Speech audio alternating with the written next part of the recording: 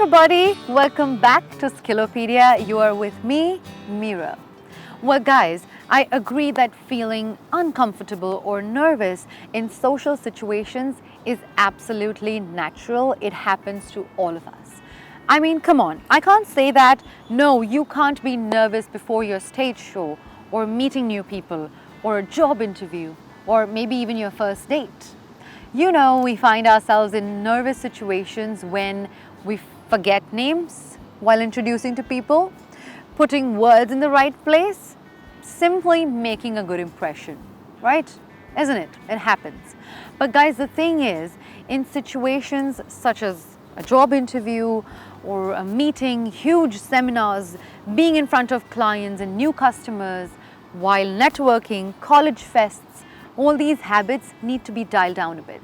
Because people take cues from our habits, our body language, our words, and form a judgment. Like, oh yeah, he's fine, but I think he isn't confident enough to take up the responsibility yet.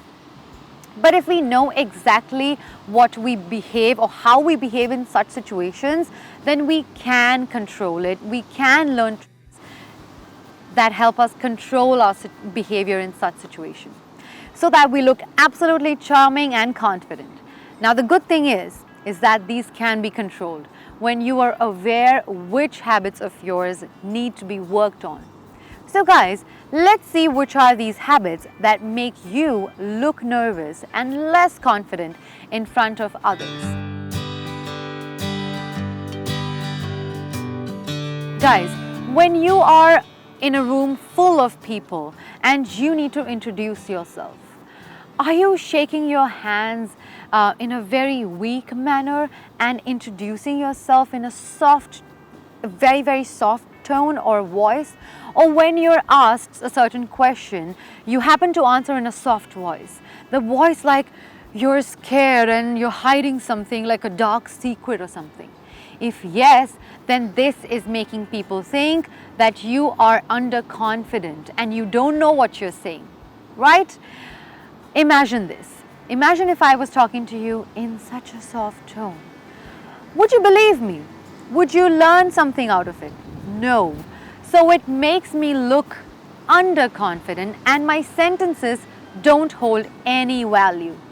So maybe have a soft tone that's also polite, but try to throw your voice and not your nervousness on people. For example, hi, I'm Meera. Hi, I'm Meera. Or, hi, I'm Meera. Now, obviously one was a soft tone and the other one was a scared tone. So if your voice sounds like the scared one, well, it's your choice really what you want to sound like. Now you might know many people, or probably you might have the same habit, a habit of hiding or lying small little things that really don't matter.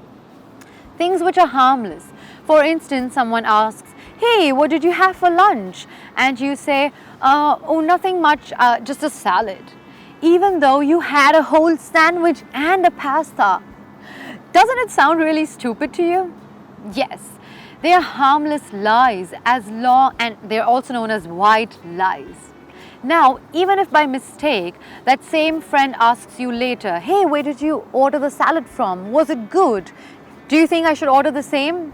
Now, because you have said something stupid, a stupid lie before, you will have to take it to a next level and just lie again.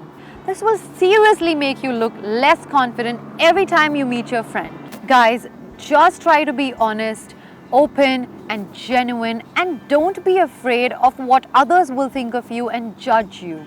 You will slowly become confident and gain confidence once you start just being open and genuine. So guys, now try to remember a situation, especially maybe in an elevator when you were with a few people. There is a weird silence. Some of us have a tendency to move our legs, maybe cough or look at our phones and just try to remove that awkward silence, don't we? Or maybe when you're with your family and friends and you have guests at home, you tend to crack a joke or break the awkward silence, which may not even be that funny. Yeah? Yeah? We don't need to do all this, guys. We don't need to get such moments out of our life. So guys, remember that even if you stand quietly or sit quietly without cracking a joke, it's also a sign of being confident and shows that you're comfortable in your own skin. And I want you to know this already and not take these silences the wrong way. Guys, so here is another incident. It's an incident of a boy who was in my class, and he was a class topper. He was always ranked number 1 in class, but when people and parents and students went to him to compliment him, to tell him, wish him good luck, he used to just say, "Oh, I don't think it was that good," and he used to just brush it off. Now that showed that although he was good in maths or studies, he wasn't so comfortable in social situations. You may think he was just being humble, but you're actually showing that you are a little embarrassed of what you're doing or how people are complimenting you. Appreciate your good qualities, you guys, and accept wishes and good wishes with a simple thank you. If anyone compliments me, I like to say, "Thank you, you made my day." This makes me feel good as well as the other person as well. So accept compliments by just thanking others. Yeah, will you do that now?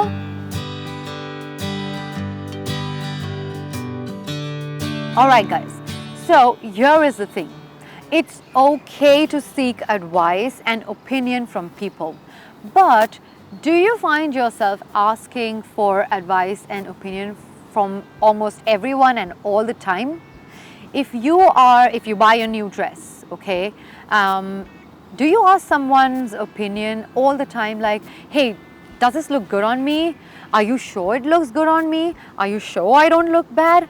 Now, over a period of time, people are going to get sick of it. People are just going to think, "Why is she not confident?"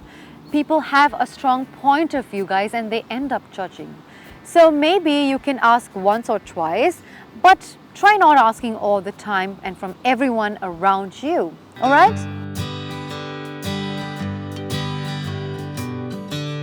Since childhood, we all have this particular habit in common.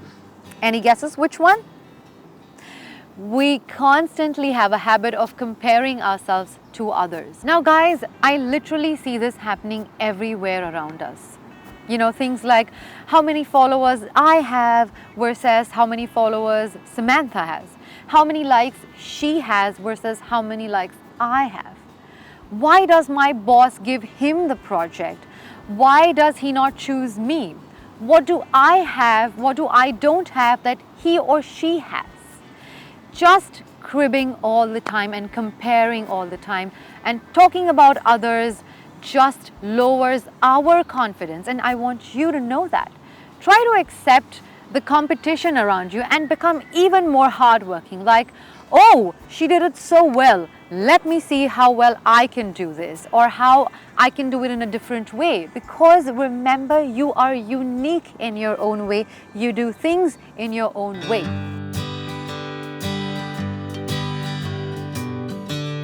Now, since I have spoken about Instagram, whenever we are low on confidence or nervous, we find ourselves just continuously fidgeting with something or the other. I'm sure you all have like clicking pens or checking your phones or touching your hair or your glasses or biting your nails. I mean, come on. You don't need to do all that. You don't need to be reminded that stop fidgeting with yourselves when you're nervous. Fidgeting is absolutely, it shows the sign of the most underconfident person, and people get the signs immediately.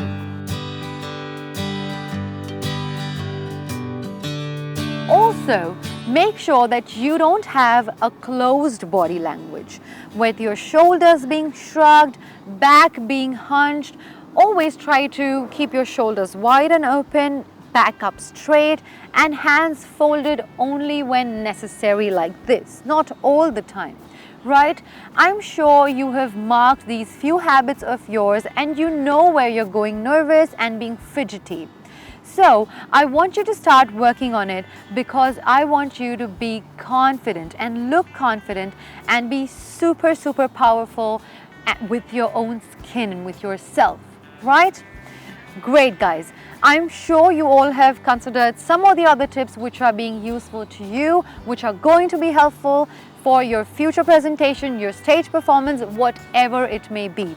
But make sure that you take these tips and work on them from now.